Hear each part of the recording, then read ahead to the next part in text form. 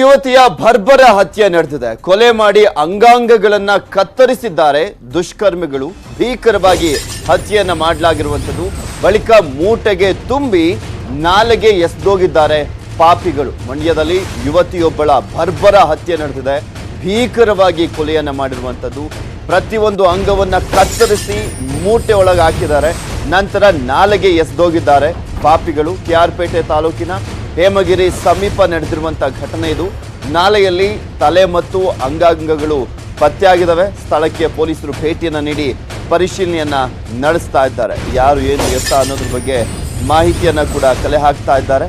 ಯಾವಾಗ ಎಸೆದಿರುವಂಥದ್ದು ಅನ್ನೋದ್ರ ಬಗ್ಗೆನೂ ಕೂಡ ಯಾವುದೇ ರೀತಿಯಾದಂಥ ಇನ್ಫಾರ್ಮೇಶನ್ ಸಿಕ್ಕಿಲ್ಲ. ಹೆಚ್ಚಿನ ಮಾಹಿತಿಯನ್ನ ಕಲೆಕ್ಟ್ ಮಾಡ್ತಾ ಇದ್ದಾರೆ ಪೊಲೀಸರು. ಆ ಒಂದು ಮೂಟೆಯಲ್ಲಿ ಏನಿದೆ ಅನ್ನೋದ್ರ ಬಗ್ಗೆ ಅನುಮಾನ ಶಂಕೆ ವ್ಯಕ್ತವಾದಂಥ ನಂತರ ಆ ಮೂಟೆಯನ್ನ ಹೊರಗೆ ತೆಗೆದು ನಂತರ ತೆಗೆದಂಥ ಸಂದರ್ಭದಲ್ಲಿ ಅಲ್ಲಿದ್ದಂಥವ್ರಿಗೆ ಶಾಕ್ ಆಗಿದೆ. ಯಾಕೆಂದರೆ ಅಂಗಾಂಗಗಳನ್ನು ಕತ್ತರಿಸಿ ಮೂಟೆಯಲ್ಲಿ ತುಂಬಿದ್ದಂಥದ್ದು. ಯಾವ ಊರಿನ ಹುಡುಗಿ ಏನು ಅನ್ನೋದ್ರ ಬಗ್ಗೆ ಇನ್ನಷ್ಟೇ ಮಾಹಿತಿ ತಿಳಿದು ಬರಬೇಕಾಗಿರುವಂಥದ್ದು. ಬೇರೆ ಎಲ್ಲೋ ಕೊಲೆ ಮಾಡಿ ನಂತರ ಯಾರಿಗೂ ಕೂಡ ಗೊತ್ತಾಗಬಾರ್ದು ಅನ್ನುವ ಒಂದು ಕಾರಣಕ್ಕೋಸ್ಕರ ಇಲ್ಲಿಗೆ ಬಂದು ಎಸೆದೋಗಿರುವಂಥ ಸಾಧ್ಯತೆ ಕೂಡ ಇದೆ. ಇದ್ರ ಬಗ್ಗೆ ಮತ್ತಷ್ಟು ಡೀಟೇಲ್ಸ್ ಅನ್ನು ನೀಡ್ತಾರೆ ನಮ್ಮ ಮಂಡ್ಯದ ಪ್ರತಿನಿಧಿ ರಾಘವೇಂದ್ರ. ದೂರವಾಣಿ ಸಂಪರ್ಕದಲ್ಲಿದ್ದಾರೆ.